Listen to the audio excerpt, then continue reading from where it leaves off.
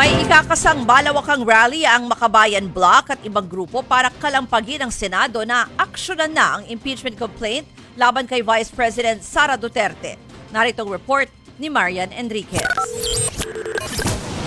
Senado na raw ang kakalampagin ng Makabayan Bloc kasama ang iba pang grupong naghain ng impeachment complaint laban kay Vice President Sara Duterte. Ito'y matapos sabihin ng liderato ng Senado na sa Hulyo o sa 20th Congress nila uumpisahan ang impeachment trial. Meron kaming hinahandang malaking mass mobilization para madinig ng mga senador yung aming clamor. Gawin na yung kanilang mandato bilang impeachment trial judge at isahan na yung impeachment trial.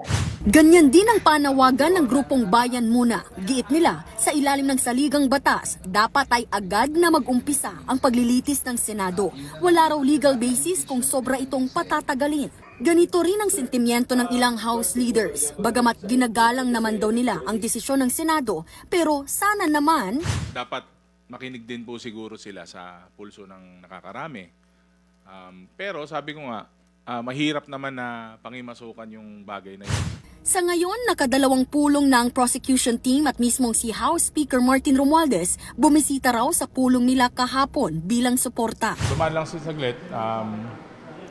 Siguro, parang words of encouragement na this is the road we are going into. Na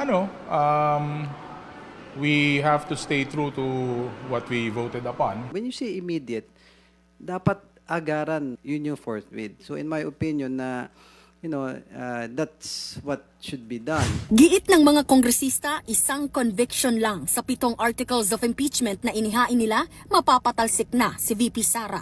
Ang pinakaunang article, ang umano'y assassination threat ng bise kina Pangulong Bongbong Marcos, First Lady Liza at Speaker Romualdez.